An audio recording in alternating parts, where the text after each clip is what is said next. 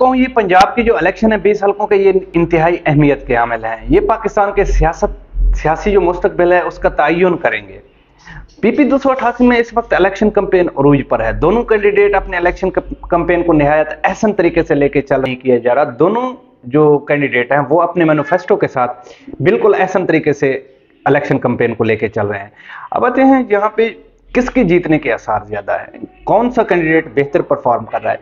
अगर हम देखें तो दोनों कैंडिडेट के पास कुछ ना कुछ प्लस पॉइंट है, कुछ ना कुछ नेगेटिव पॉइंट है। जो सरदार सैफुद्दीन खोसा साहब हैं वो इस वक्त बेहतर परफॉर्म कर रहे हैं क्योंकि वो इमरान खान के नजरिए को, इमरान खान के विजन को लेकर चल रहे हैं।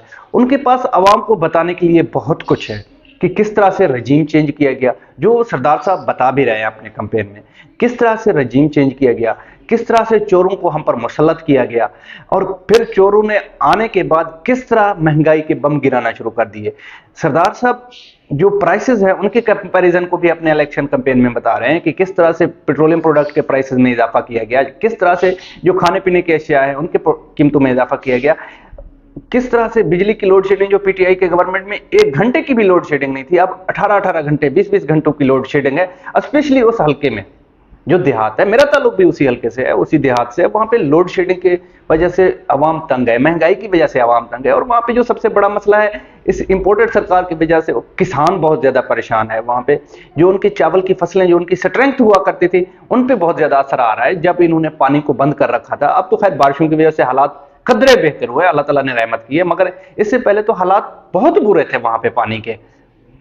तो दूसरी तरफ अगर देखें हम, सरदार अब्दुल कादिर खोसा साहब, वो उनके पास कोई खास किस्म का नैरेटिव नहीं है। उनके पास सिर्फ ये बताने को है कि जो क्योंकि पिछले साल, क्योंकि पहले वो इस हुकूमत का हिस्सा थे, पीटीआई गवर्नमेंट का हिस्सा थे, और इस वजह से वहां पे काम हुए हैं। अब वो खुद अपने तकरीर में बता रहे हैं, अपने किताबात में बता रहे हैं, जब वो लोगों से इंटरेक्शन करते हैं तो लोगों को बताते हैं कि देखें पिछले 4 साल में रिकॉर्ड काम हुए।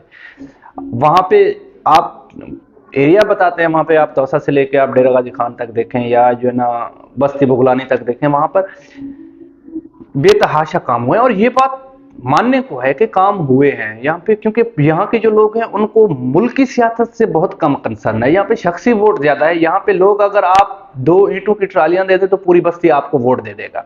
यहाँ पे आप एक ट्रांसफार्मर जो खराब हो गया है आप उसको बनवा दें तो आपको पूरी बस्ती वोट दे देगा। यहाँ पे आप यानी कि लोगों के छोटे छोटे मसाइल हैं, यहाँ पे फोकस किया जाता है इन पे। तो इन मसाइल पे तो बेतहाशा फोकस किया गया था, इन मसाइल को तो हल किया गया था। सोलंग भी बने थे, नालियां भी बनी थी, जो सड़कें हैं वो भी बने थे। ये बुनियादी तौर पर बड़े लेवल के काम नहीं है। अगर दूसरी तरफ, और ये किसकी गवर्नमेंट में बने हैं, ये सुने अपने मुंह से इतराफ किया। मैं वीडियो क्लिप भी लगा देता हूं, ये आप लोग सुन ले। 70 साल कहीं ऐसी तरक्की सारे फेर ने कीती होवे, सदरदीन को घिन के सबरे नाचे तक, खरड़ बुजदार को घिन के बुगलानी तक, हर मौजा हर यूनियन कौंसल दे विच तुहानू बहादुरगढ़ खोसा ग्रुप की निशानी नज़र सी। निशानी हस्पताल की शक्ल दे विच, इही टेन्योर दे विच, सड़कें की शक्ल दे विच, सोलिंग नाली की शक्ल दे, स्कूल अपग्रेडेशन की शक्ल है। और हुण सरदार साहब फरमाते हैं कि पिछले 4 सालों में जितने काम हुए इतने पाकिस्तान की तारीख में कभी काम नहीं हुए। अब वहां पे बैठे जो लोग थे, जिनको अल्लाह ताला ने शऊर भी दिया है, समझ भी दिया है, तो उन लोगों में से किसी एक ने नहीं पूछा कि सरदार साहब फिर आपने ऐसी पार्टी को छोड़ा क्यों, जो पाकिस्तान के लिए भी बेहतर परफॉर्म कर रहा था, जो हमारे इलाके के लिए भी बेहतर काम कर रहा था। यहाँ पे हॉस्पिटल भी बन रहे थे, यहाँ पे सड़कें भी बन रही थी, यहाँ पे बिजली भी बिला तात्तुल था, 1 घंटे की लोड शेडिंग नहीं थी, पेट्रोल की कीमत भी बेहतर थी। तो फिर आपने ऐसी हुकूमत को छोड़ा क्यों है? आप फिर क्यों जाके नून लीग की गोद में बैठे हैं? आपने फिर क्यों नून लीग को सपोर्ट किया है? अपने हमजा शहबाज ने ऐसा क्या अच्छा परफॉर्म कर दिया था? क्योंकि बकौल सरदार साहब के उन्हें सारे फैसिलिटीज तो मिल रहे थे ना, उनके इलाके में काम भी हो रहा था, और ब्रॉडर लेवल पे देखें तो मुल्की हालात भी बेहतर थे, चीजें इतनी महंगी नहीं थी, घी भी महंगा नहीं था, ऑयल भी महंगा नहीं था, सारी चीजें तो कंट्रोल में थी ना। उसके बावजूद इस हुकूमत को चलता करने में सबसे ज्यादा हाथ तो इन्हीं का है।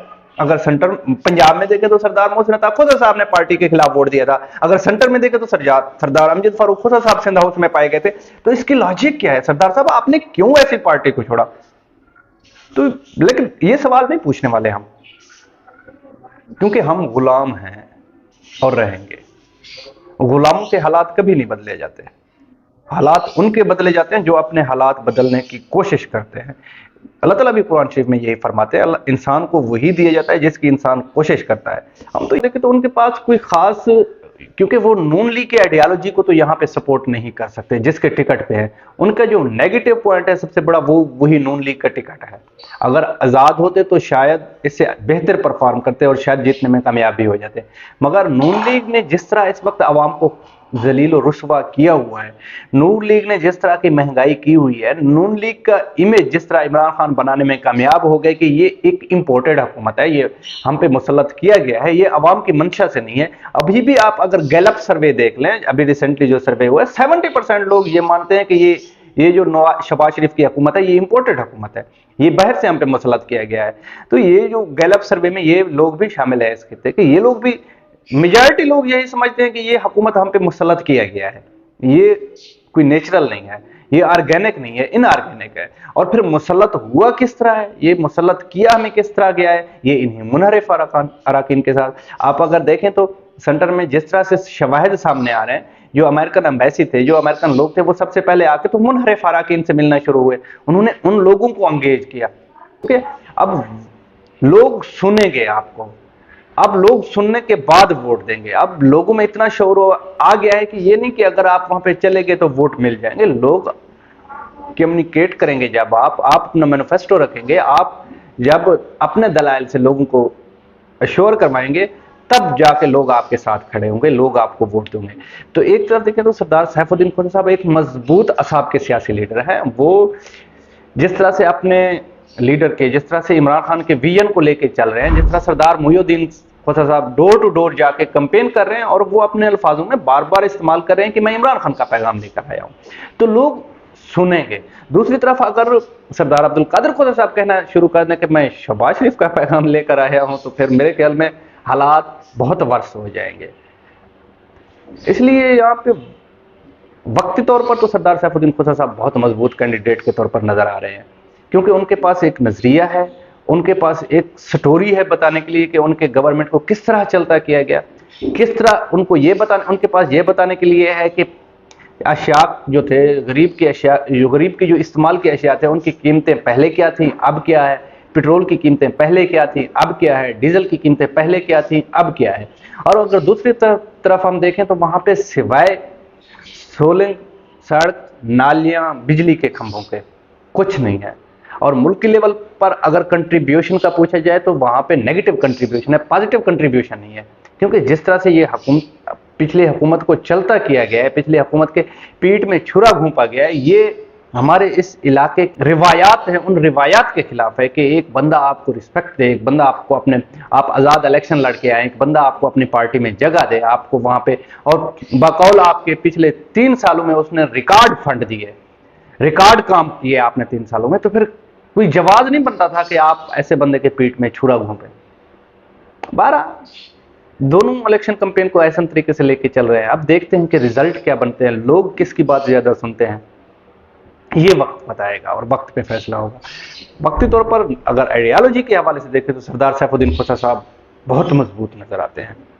वो अपने शख्सियत की वजह से, वो अपने सियासी एक्सपीरियंस की वजह से, वो अपने पर्सनैलिटी इन्फ्लुएंस की वजह से, और वो पार्टी नजरिए की वजह से। दूसरी तरफ देखें तो हमें बहुत सारी चीज़ों का फुकदान नजर आता है। इस वक्त मुझे इजाज़त दीजिएगा। Thank you. अल्लाह।